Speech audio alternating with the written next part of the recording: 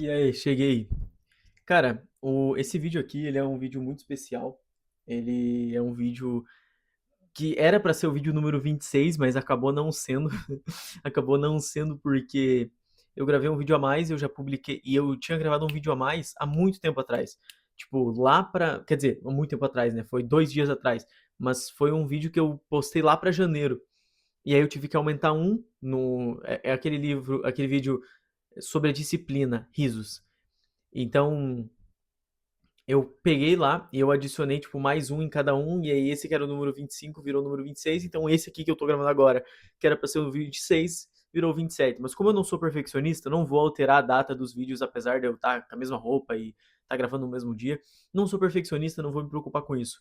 Eu só queria dizer, eu queria, primeiro de tudo, agradecer a todo mundo que tá acompanhando isso.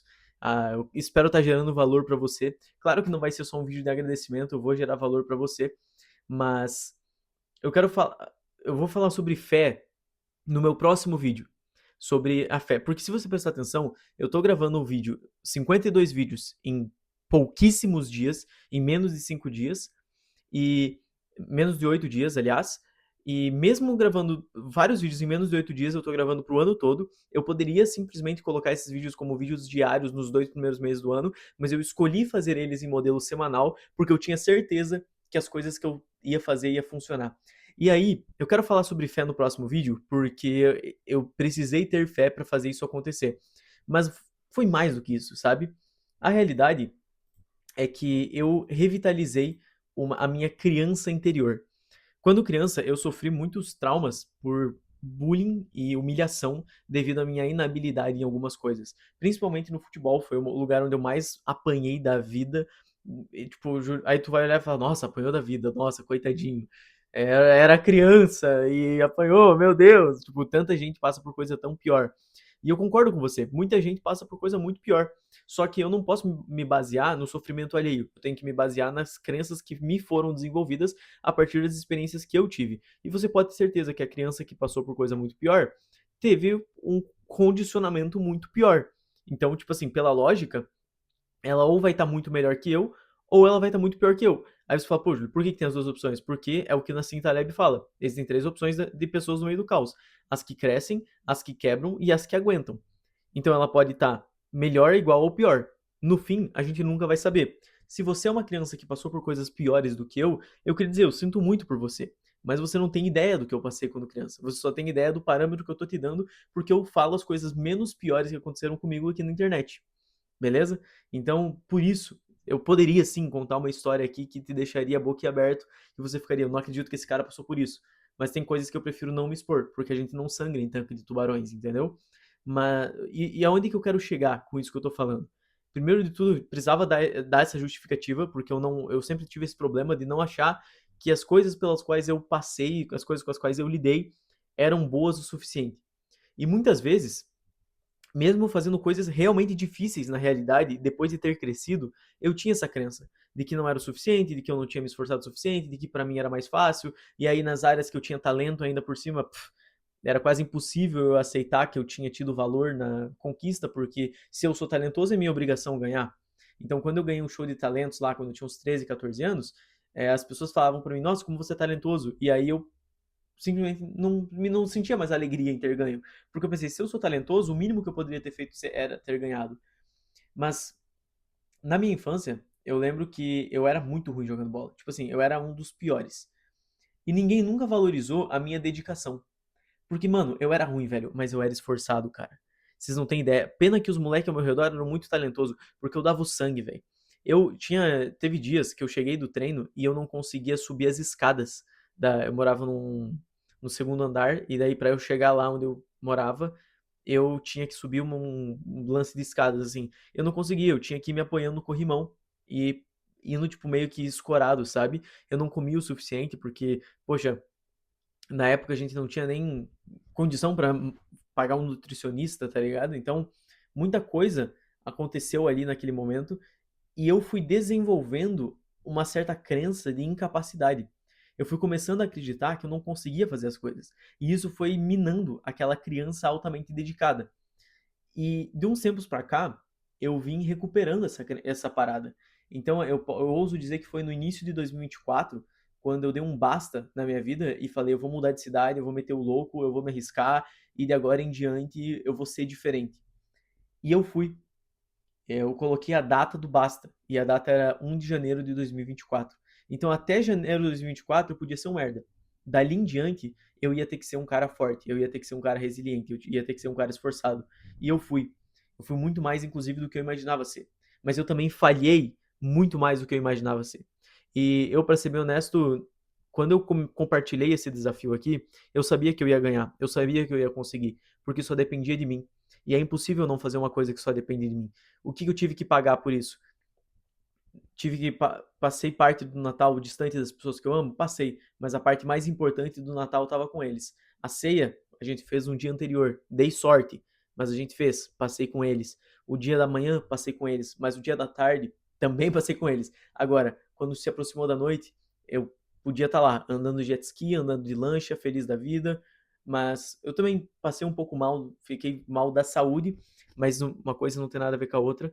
Eu vim para casa, comecei a gravar um vídeo atrás do outro, um vídeo atrás do outro, e aí que eu fiz a conta. Caramba, eu prometi pro cara que dia 2 de janeiro todos os vídeos estariam prontos, e eu tenho que gravar uma média gigantesca de vídeos. Irmão, Deus criou a cafeína para isso. Comecei a trabalhar pra caramba. Então, no ano de 2024, eu recolhi evidências de que eu podia ser bom e podia ser talentoso em algumas coisas. No ano de 2025, eu me comprometi a fazer coisas difíceis porque a personalidade que eu tinha criado e desenvolvido no ano de 2024 estava de pé. Então, quando eu cheguei no ano de 2025, eu falei: agora eu tô pronto para comprar esses desafios. Comprei uns desafios que não dependiam de mim. Uma frase que eu ouvi do Jordan Peterson, é, a pergunta que fizeram para ele foi, e isso foi um amigo meu íntimo, que um amigo íntimo fez essa pergunta pro Jordan, e o Jordan respondeu esse meu amigo da seguinte maneira. Ele perguntou assim: Jordan, como é que eu faço? Vou falar em português, né? Porque por motivos óbvios. Como é que eu faço para bater as minhas metas? Eu sempre bato na trave. E eu sei que são metas que não dependem de mim, mas eu vejo pessoas cumprindo metas que não dependem deles. E aí o Jordan olhou para esse meu amigo e falou: você é a porra de um bebê. Você é a porra de um bebê. O que ele quis dizer com isso? Você não controla nem você mesmo. Como é que você vai controlar as suas metas? Como é que você vai conseguir atingir um resultado que não depende só de você, mas sim do teu competidor, se você não controla nem você? E em 2024 eu aprendi. Do nada, eu entrei um sotaque nordestino. Eu aprendi, nem consigo imitar, mas é um dos melhores sotaques do Brasil, Change My Mind. Eu aprendi a me controlar. Em 2025, eu aprendi que a partir do momento que eu me controlo, eu venço no que eu quiser. Eu venci na luta, eu venci na meia maratona, eu venci no vestibular, eu venci no shape, eu venci no jogo de estratégia que eu jogo online. Fiquei, na verdade, nessa meta em específico, eu fiquei no top 5%. Fui melhor do que 95% do servidor. Mas infelizmente, eu tava mirando o top 4%. Então eu não posso dizer que eu consegui totalmente. Só que por que eu não consegui? Porque eu percebi que o tempo que eu estava investindo nesse jogo estava sendo tirado do tempo que eu deveria estar investindo no vestibular. Então eu fiz aquela hierarquia de hierarquia de valores, né? Hierarquia de caramba, de prioridades. Fiz a minha hierarquia de prioridades, observei e falei, opa, tô fazendo besteira. Eu vou estragar um ano da minha vida porque eu quero melhorar e ficar melhor do que 1% das pessoas que jogam esse jogo. Tudo bem que a cada 1% tem milhões de pessoas, mas não importa. Eu não tenho esse direito. Eu não possuo o direito de perder um ano. E aí eu controlei a mim mesmo e não fiz aquilo que eu queria fazer, que era jogar o jogo. Eu deletei o jogo, larguei mão e segui a vida. Então, aonde que eu quero chegar com isso que eu tô falando? Na boa, você pode o que você quiser. Eu fui o cara que por muitos anos pensou que não ia conquistar nada grande. Inclusive um chefe meu da empresa que eu saí, ele falou isso na minha cara. Ele falou que ele treinou pessoas como eu e pessoas como eu não conquistavam nada de extraordinário. Ele falou umas coisas um pouco pior também, mas isso aí deixa quieto. Às vezes ele, enfim, estava inseguro na hora. O que acontece é que quando você aceita que ninguém vai voltar para te pedir desculpa, as pessoas que te traumatizaram, as pessoas que te ferraram, as pessoas que te deixaram no chão, quando você aceita isso, você larga os pesos e começa a viver a tua vida. E quando você começar a viver a tua vida, você vai ver o impacto que você pode gerar na tua própria vida. O impacto é gigantesco. Só que você tem que entender, às vezes, que é uma jornada que começa hoje e só vai dar fruto daqui a 2 anos. E a maioria de vocês não está disposto a pagar esse preço. Só que para andar comigo, você tem que estar disposto a pagar esse preço. Porque eu não quero. Eu fazia parte de um grupo bem específico, e prefiro nem falar o nome dele, mas era um grupo assim que só podia homem e era daqui da minha cidade. A maior parte das pessoas que eu conheci quando eu entrei eram pessoas boas, eram pessoas que se esforçavam para fazer o bem.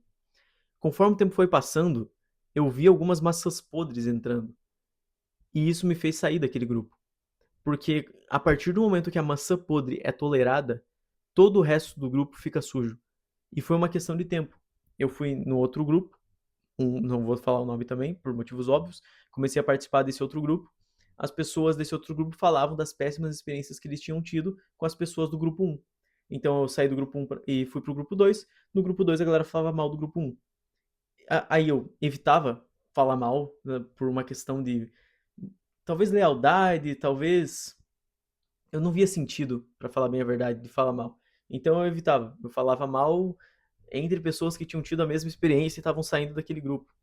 Na verdade, eu nunca desvirtuei ninguém a sair daquele grupo, pra ser bem honesto. Mas quando a pessoa precisava que eu pontuasse uma verdade, eu ia lá e pontuava. Agora, por que eu tô falando o que eu tô falando? Porque começa-se exatamente assim, a deteriorização de um grupo começa com umas maçãs podres entrando, fazendo o que bem entendem e sujando o nome do grupo todo. Por isso que eu falo que a partir do momento que você anda comigo, você precisa ter essas habilidades. Eu não ensino essas habilidades de forma gratuita à toa. Eu ensino essas habilidades porque é isso que eu quero. Eu quero, mano, que a tropa seja, assim, o 1%. E não só uma pessoa ou outra pessoa seja 1% e essas 2 ou 3 pessoas sirvam de exemplo para o resto da tropa. Eu quero que a tropa inteira chegue lá. E eu só posso desejar que um grupo de pessoas chegue lá se eu acreditar que qualquer um pode chegar. E eu genuinamente acredito que qualquer um pode chegar. Só que eu te contei a minha jornada e a minha história justamente para que você entenda. Eu tive que sair de um contexto X para ir até um contexto Z.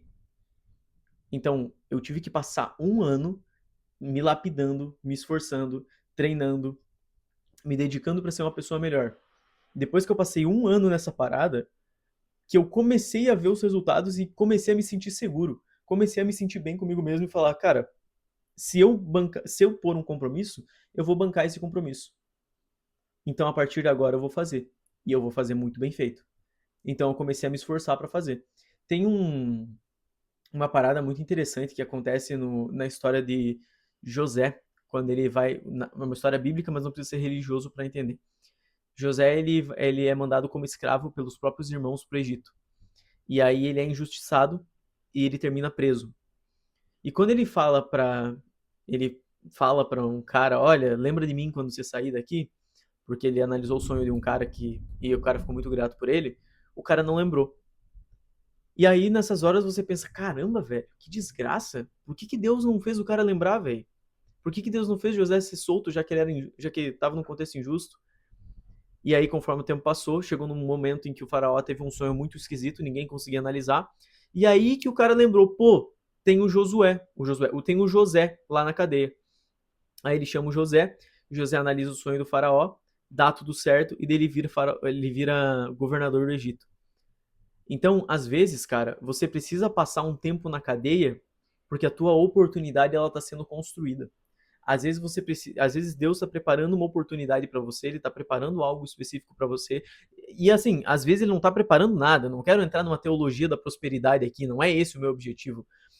Senão tá louco, vamos mandar esse corte aqui pro Iago Martins no Teólogos do Twitter, aí ele já vai analisar e ele já vai falar, olha só, esse moleque é fã do David Leonardo, e eu vou falar, não sou, vamos começar a brigar, e aí no fim, a FMS vai ter Júlio César contra Iago Martins.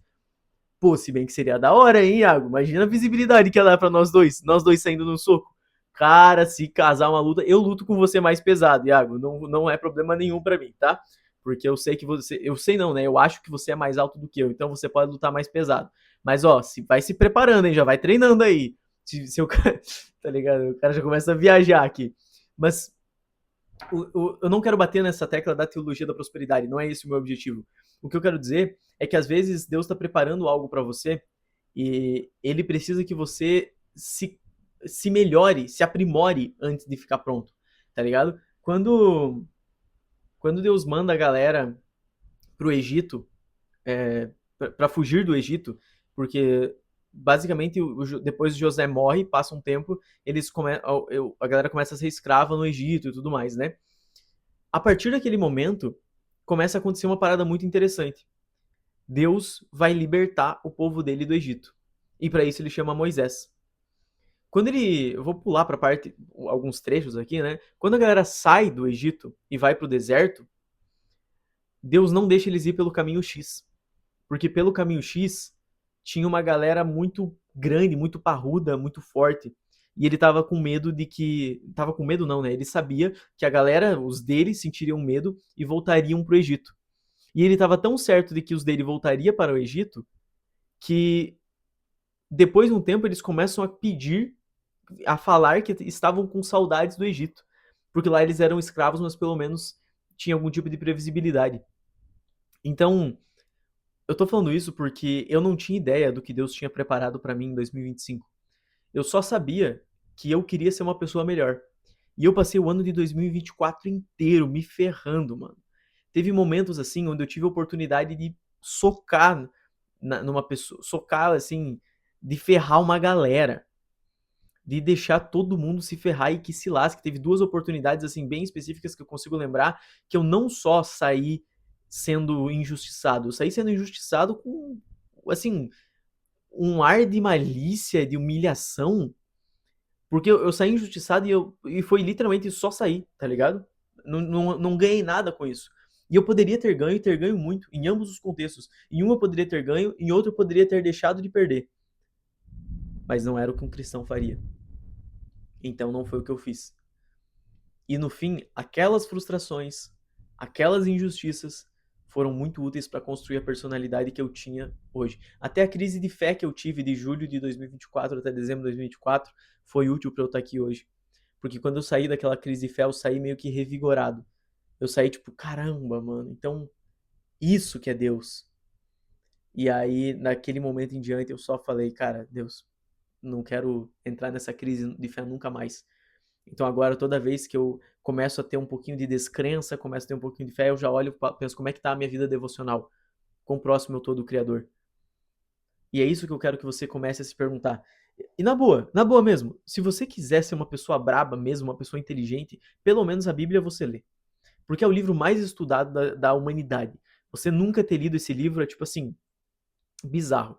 Eu recomendo que você comece pelos evangelhos, porque começando pelos evangelhos você se prepara para entender para onde o Novo Testamento aponta. Porque o Velho Testamento, desculpa, para onde o Velho Testamento aponta, porque o Velho Testamento é uma sombra que aponta para o Novo. Então, se você se apegar aos evangelhos e dominar, compreender eles, quando você for pro Velho Testamento, você vai dominar muita coisa. E isso foi uma coisa que para mim foi muito útil. É por isso que eu estou compartilhando com você. Mas no fim, cheguei na metade. Ainda tem uns bons dias pela frente. Consequentemente, tem uns bons vídeos pela frente para gravar também. Mas, mano, eu tenho certeza que eu vou conseguir. Agora que eu cheguei na metade, eu tô com mais fé do que nunca. E eu acho que você tem que ter essa fé em relação à tua rotina, em relação à tua vida. Você tem que olhar e falar, mano, eu tenho certeza que eu vou conseguir. O desafio só depende. Cria desafios que só dependem de você e estimula esse pensamento do eu tenho certeza que eu vou conseguir.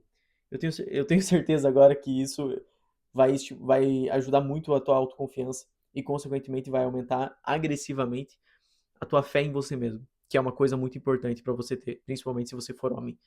O homem ele precisa de autoconfiança porque o homem tem que ser corajoso. E para ser corajoso, tem que confiar em si, tem que confiar em si mesmo. Fechou? Então é isso. Queria trazer essa visão para vocês, essa conversa. E tamo junto. Até o próximo vídeo. Valeu!